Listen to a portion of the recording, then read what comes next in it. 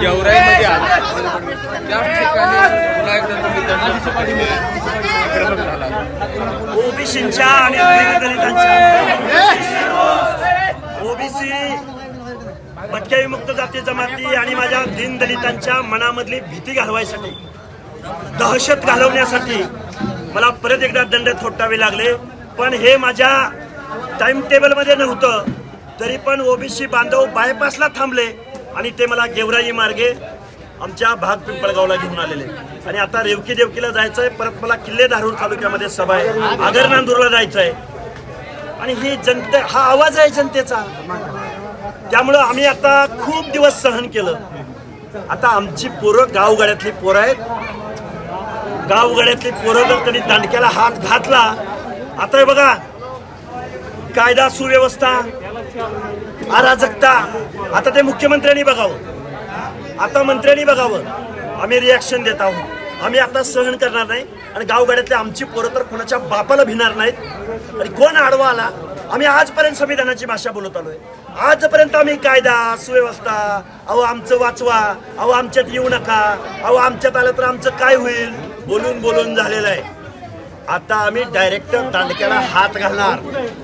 कायदा सुव्यवस्था कायदा बघून घेईल.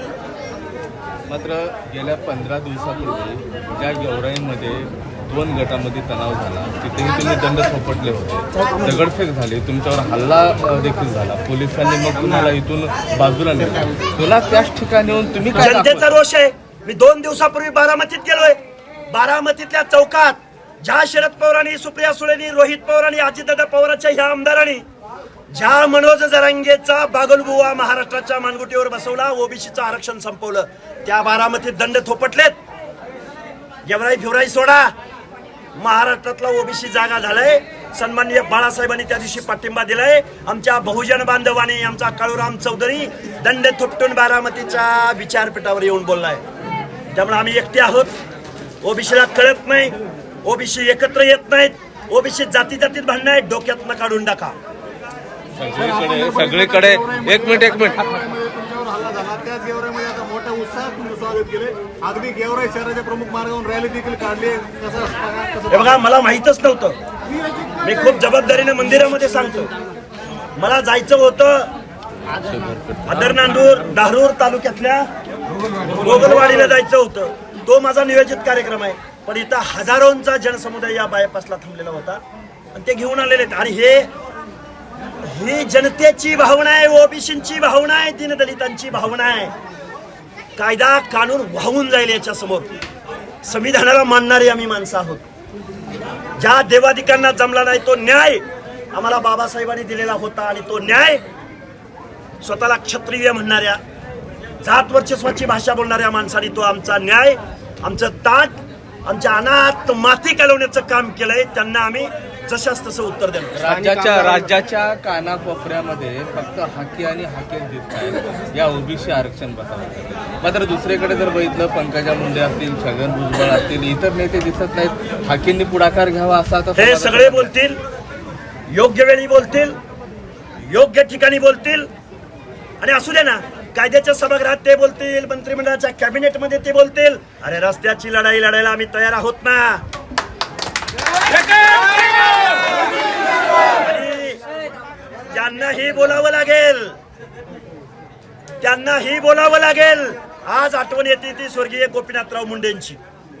पक्ष पार्टी याच्या पलीकडे जाऊन गावगाड्यातल्या दीनदलितांचा, ओबीसींचा, भटक्यांचा आवाज बनणारे गोपीनाथराव मुंडे होते. आणि अधिकारवाणीनं सगळ्यांना सांगणारे गोपीनाथराव मुंडे होते. आज त्यांची उणीव भासते. माननीय छगनरावजी भुजबळ बोलतायत, पण त्यांना ट्रोल करायचा प्रयत्न करतोय. पण गावगाड्यातले आम्ही पोरं सगळी तयार आहोत. आमचं नेतृत्व जपू, आमचा हक्क अधिकार जपू. रस्त्यावरची लढाई आणि न्यायालयातली लढाई मोठ्या ताकदीने लढू. स्थानिकच्या आमदारला आपण मुकुल बोललात, कसं? अरे त्याला अजून लय बोलायचं आहे. आता कुठं एक एक शब्द यायला लागलाय, लय बोलायचंय त्याला. तो आम्हाला स्ट्रीट डॉग म्हणला. धनगर समाजाच्या मेंढपाळाच्या एका पोराला कुत्र्याची उपमा देणारा हा हरामखोर आमदार. अरे तुला मत किती दिली आम्ही? कोण आमदार आहेत, नाव सांगा. अरे तू काय कुठला विजय पंडित? आता आमचा विद्रोह आहे. अरे बॅच झालं तुमचं आता नाव घेणं, तुमच्या समोर हुजरेगिरी करणं. अरे साल्यानो, आमच्या मतावर तुम्ही आमचं आरक्षण घालवलं. आता आम्ही शिव्या नव, आमच्या जर शिव्या चालू झाल्या तर तुमच्या त्या 28.5 किलो त्या बांडगुळाला सांगा, आमच्या जर शिव्या चालू झाल्या ना, अंगावर कपडे राहणार नाहीत तुमच्या. हा विद्रोह आहे आणि कायदा आणि सुव्यवस्था पाळायचा मुख्यमंत्र्यांनी. आता आमचा काय राग आहे आणि आमचं काय आता तांडव आहे हे आता तुम्हाला दिसेल. जय लक्ष्मण हाके सर सरकारच्या विरोधात आहे की जरांगे पाटलाच्या विरोधात? अरे जरांगे पाटलाच्या सांगण्यावरनं सरकारनं GR काढला ना. आम्ही आता सरकार, जरांगे, आमदार हा जगन्नाथाचा रथ आहे. परत एकदा सांगतो, इथं सखा पाटलाचा पराभव जॉर्ज फर्नांडिसनं केलाय, इंदिरा गांधीचा पराभव केलाय.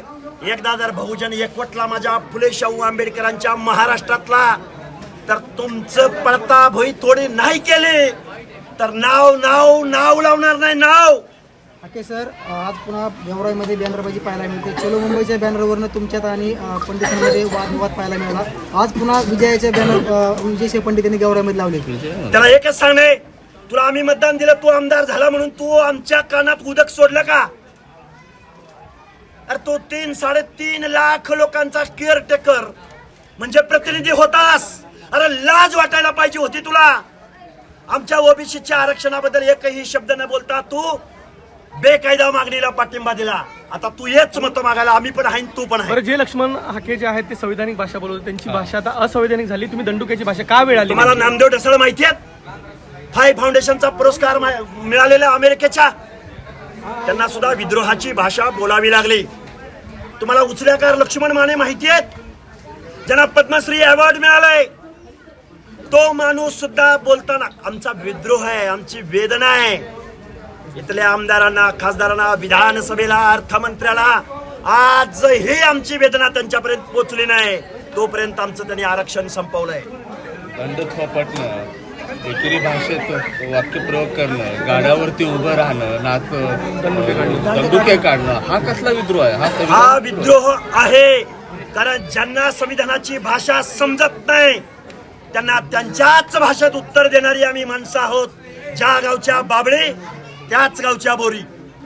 जरांगे पाटलांच्या पावलावर पाऊल तुमचं पण म्हणायचं आहे अरे महाराष्ट्रामध्ये. ऐकणारच नसतील तर करायचं काय?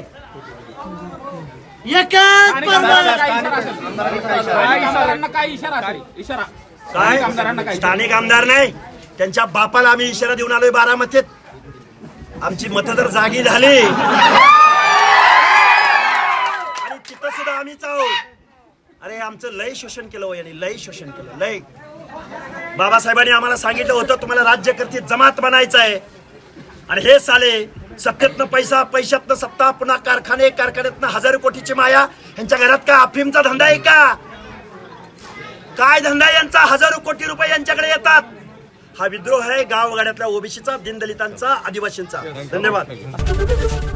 एबीपी माझा, उघडा डोळे बघा नीट.